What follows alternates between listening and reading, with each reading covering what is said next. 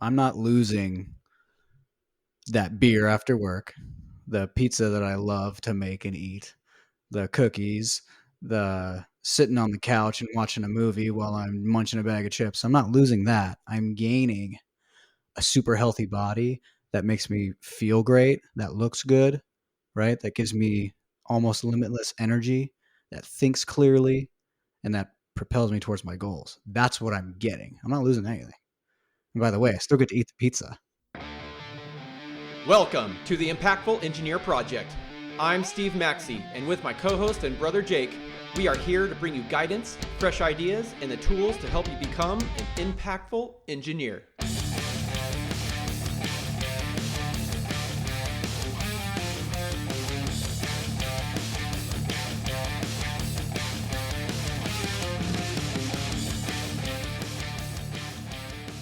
All right, welcome back to another episode of the Impactful Engineer Project. Today, we are going to have a special type of episode. We're going to be talking about the engineer's mindset. Every engineer runs into a point in their career where either they could be stuck, not progressing, or they just feel like they're limited in their potential, like there's something that's holding them back. So we're going to talk about we're going to talk about something that Jake ran into in his career that he felt was limiting his potential. And so I'm going to hand it over to Jake to give the backstory, and we'll just kind of have a conversation, take it from there. And I think this is going to give a lot of value for anyone listening to this, and to be able to self-assess and see if there's anything in their own lives that is limiting their own full potential. So Jake, let's go ahead and take it away. All right. Thanks, Steve. Yeah, I think this is a really good chance for me to talk about something that is personal, but not so personal that I wouldn't share it with all of you guys. It's just something that it was kind of not like a huge come to Jesus moment for me, but it was definitely one of those like, hey, I'm going to make this change because I know that it's holding me back. And it was something that I'd been thinking about for a long time on how do I work with this? How do I get this to either be a really good supportive part of my life, or how do I just like get around it? Right. And what was ultimately holding me back was the consumption of alcohol. So not at a level that was, you would say, was like an alcoholic, right? But it was at a level where I was consuming it so regularly that it definitely had an effect on my body, my energy levels. I felt like all the progress I would make in a week, especially with health goals, fitness related, energy related goals that I would have, that I was kind of starting over every week because there was just a little too much alcohol consumption. So it became such a normal part of my life. And it was at, going out on the weekends. It was even just at home for dinner. It was an after work kind of a treat, and it was starting to affect my life that way. And it'd been a normal part of my life for a long time, but I think at that point it just slowly crept up on me to where I was drinking too much, not just walking around drunk all the time, but having too much beer. So do you think the next day after a night of a few drinks, you would just feel slightly off, or maybe your mental capacity was at 95% per se? I'd say more than that. I would say I would not do some strenuous work and or mentally taxing work because of it. Be like, oh, I just don't feel it today. Clearly because of the alcohol. But for a while, you just think, man, I had a long week. I had a hard week, and maybe I'll just relax today. I don't know about all those other people and how they have so much energy to keep moving through and moving to the next thing. I always did actually have quite a bit of energy, but I could just tell I gave up more often than not. Let's put it that way. I would give up on stuff. It's like, well, that's for tomorrow, and that's fine. That's not the life that I wanted to lead, though.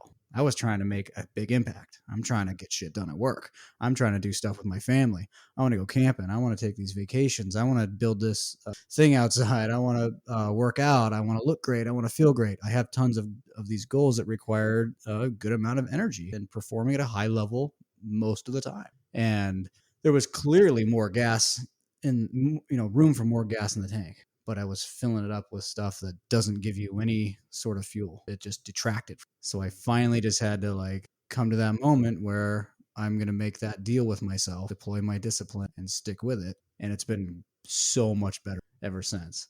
And I'll tell you what, like, so I had to end up just quitting alcohol altogether, completely cut it off in any form. I couldn't handle it recreationally, and I knew that. I couldn't pick and choose when I wanted to for some special occasion because I have this, I have a quite an addictive personality, especially like with food too. Like you and I have had many discussions, and we grew up together, so we know how our relationship with food evolved over time as well, and it wasn't good. I managed it for a long time, but the want and the desire to just eat anything and everything that I see whenever I wanted it was always there. I was just better at managing that than managing, oh yeah, I'll have a drink. So I had to just quit it, and I was, and that's a hard thing to do, but I was okay with that. And I couldn't do the like, hey, let's just reduce the let's reduce the consumption to a normal quote unquote level. Tried that many times, and then just kept circling back. Like, all right, if I want to do it now and I want to make room for this energy now, I really need to just cut it right. And how has the support been from say like friends, family, coworkers, stuff like that? Like, do you feel that you're pressured from social norms per se to have a drink here and there, or are you just able to deflect, or how's that been since you decided to cut it out? So I'm coming up on a year since deciding to stop completely, and I haven't had to really deflect. It's been pretty easy actually because you see the results right away, and in the first month or two, I was so dead set on not doing it ever again, like never drinking ever again, which is pretty drastic. I get it, but I had to do something that I just didn't care. But everyone's support is great. I don't feel pressure from anybody. And I purposely don't put myself in positions to where I'm just around it all the time. My life is a little different now, so that helps a lot. So if I was trying to do this and I was in, the middle of my undergraduate degree, it'd probably be like really tough, especially the school I went to was a big time party school. That would have been a lot harder. But where I'm at in my life, the timing was good, and it was just me against me at that point. So just made the decision to stop. So yeah, I would say it's been relatively easy, and the support has been great, and I get no judgment. I might tell everybody at work like, hey, I'm not drinking anymore, and I just had to do it. It's for performance based reasons, and everybody's just like, oh, it's cool, man, awesome. And so everybody's super supportive of that. So yeah, as far as the sport goes, and having to fend it off, like it's been. Yeah, and that's awesome because a lot of people are afraid that they're going to have that social pushback, right? They're going to not get support. They're going to have people be like, "Oh, it's just one drink," "Oh, it's no big deal," that kind of thing. And I've seen it, secondhand that it's not a big deal. Like people are like, "Yeah, cool, no worries." So it is really not a big issue. So if you are thinking of not drinking or not doing something else that is holding you back, for the audience, just do it.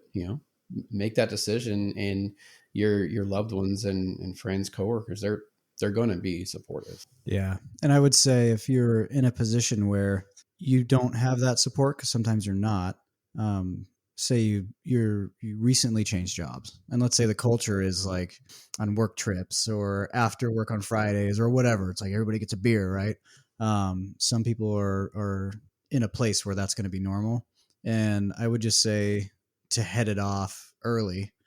Make people aware early that you could even just say, hey, I'm doing this like diet challenge thing, so I'm getting off the beer for like 6 months. So I'd appreciate it if no one pushed me into it. I can hang out with you guys. That's cool.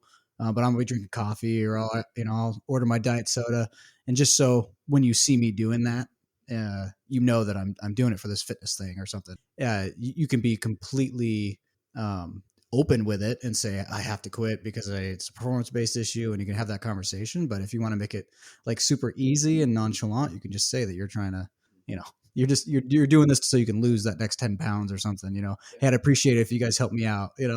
Don't order me a beer or anything. Get me a diet soda or a coffee or something. That'd be a good way to handle that. So I see where you're going with that, and I'd actually never thought about that. If you're in a work situation where maybe it's custom, and it would be weird if you weren't ordering a drink or something, or maybe you.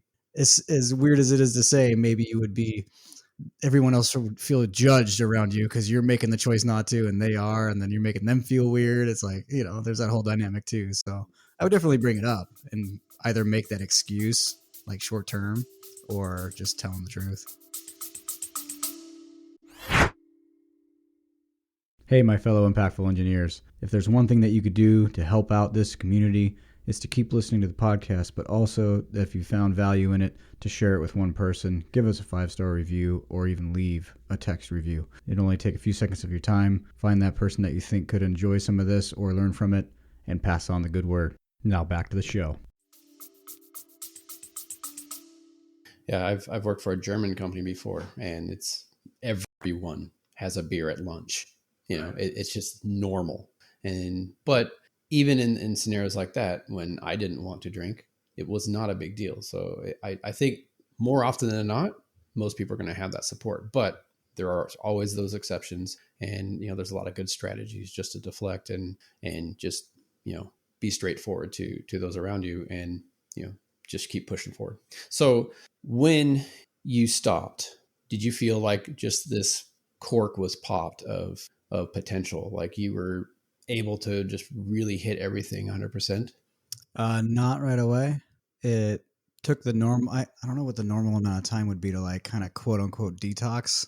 It was, I hate that word because it's like, I wasn't really detoxing. I was just trying to change a habit was most of it, and when you do something for so many years of your life on a regular basis and you just like stop, that's kind of hard to do.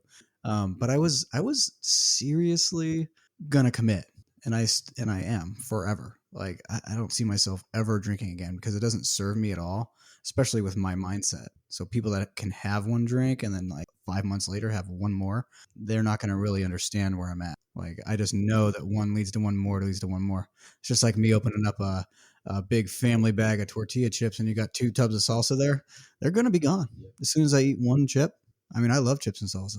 So I'm going to destroy that entire bag.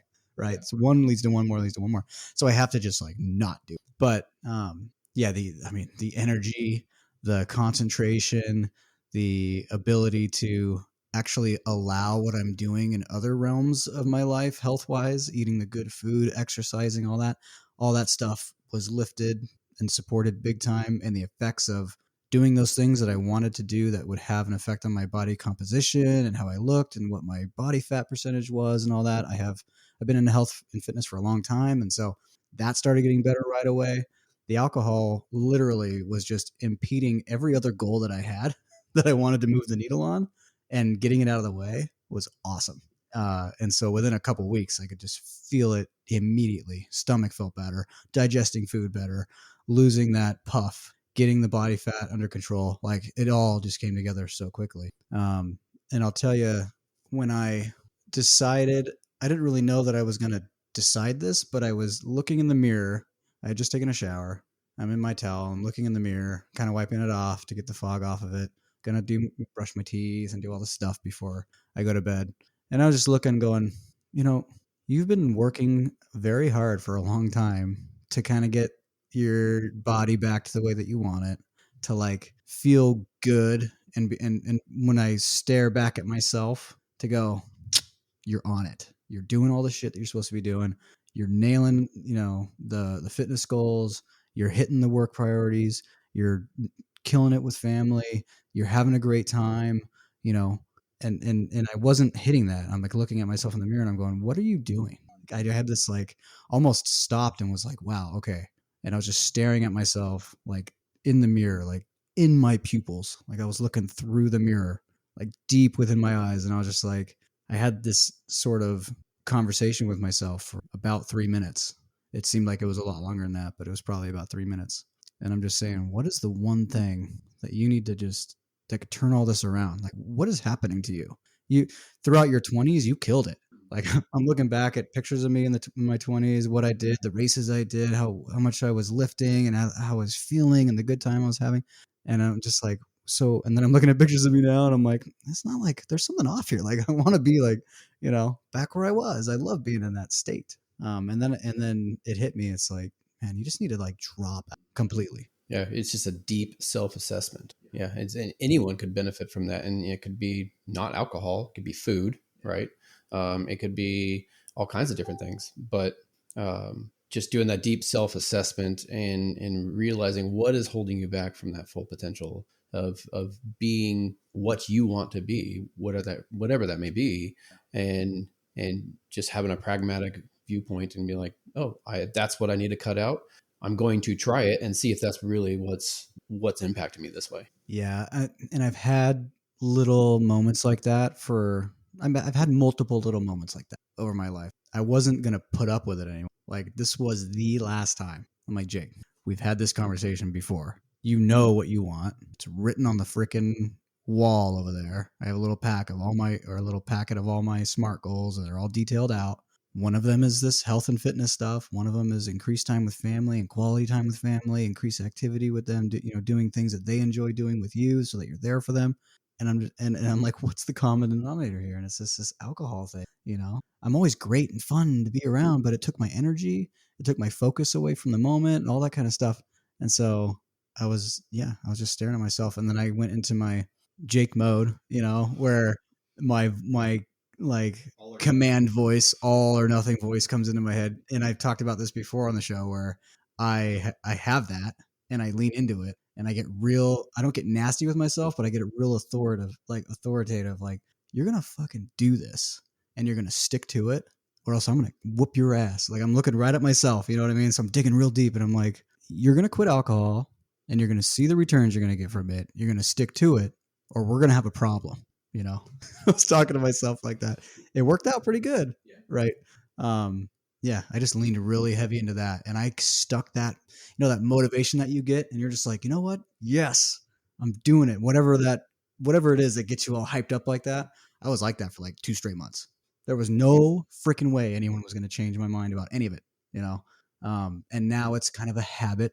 I lean on my goals and my vision for the future to keep myself completely away from ever touching a drink again. And I'm completely fine with hanging out with people that are drinking. I'm just sipping my coffee or water or whatever. I'm totally cool. It's completely changed. But it all started from just getting real serious with myself and making that decision and then just sticking to it. So if anyone is thinking of making some sort of change, right, be it alcohol, be it whatever, and they are doing it at first, right, they're driven, they're committed, and then they run into a period of self-doubt that they can do it, or challenges or peer pressure or whatever that may be. Was there a time between that initial time and now that you dipped a little bit in your focus to be completely rid of it, or was there another time in your past that you were trying to change and you had a relapse, and how did you cope with that, and what kind of advice would you give? Yeah, I haven't had anything since I decided last year. It's been very easy for me, but I'll tell you why I think it's really easy. And then I'll give an example of something that I still struggle with that has improved based on some techniques and stuff. So with the alcohol thing, it's been very easy because I spent a lot of time identifying exactly where I want to go, what my core values are, what I hold most dear in this life, and how I'm going to get there. And I reevaluate monthly, weekly, day, and having that clearly laid out in front of me and being reminded of it about where I want to go and my vision keeps me right in line. It keeps me away from it completely. I haven't had a single, I might have had one like, oh, I'm going to go grab a beer. And it's like, oh, wait, no, you can't do that. Maybe once, maybe one time. And it was like a trick because I'll open the thing to get something else and I'll see the beer and then start reaching for it. I'm like, oh, that's an old habit. That's funny. And I reach for a water bottle, whatever. So it's very easy so far. I'm sure I'm going to be challenged in the future, but I believe that if I have these things in place and I keep reminding myself of them, that it's going to be really easy not to relapse. but you find this constant battle with yourself in the health and fitness arena. A lot of people struggle with that when they want to change, and they continue to fight it, and it takes years and years and years. And I would just say that until I identified that my health and fitness goals were actually related to me being alive for as long as I can, having the energy to spend with my kids, having almost limitless energy throughout the day, and being able to take care of my body to a point where that can be maintained. It's no longer a struggle or something that I have to spend 80% of my energy on. It's now like 10% of my energy and maintenance time.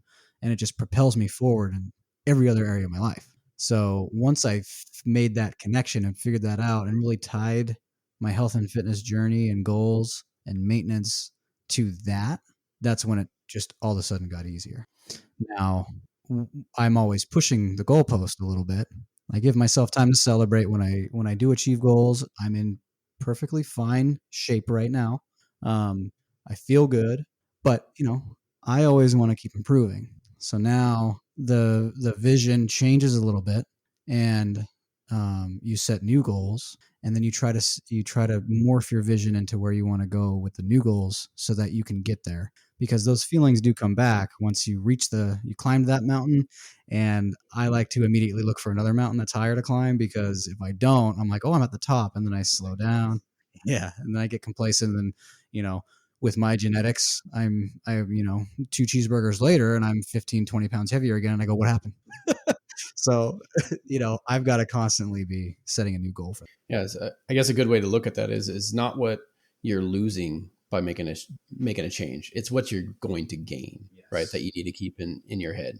What you're going to retain, what you're going to gain, not what you're going to. I'm not losing that beer after work, the pizza that I love to make and eat, the cookies, the sitting on the couch and watching a movie while I'm munching a bag of chips. I'm not losing that. I'm gaining a super healthy body that makes me feel great, that looks good, right? That gives me almost limitless energy, that thinks clearly, and that propels me towards my goals. That's what I'm getting. I'm not losing anything.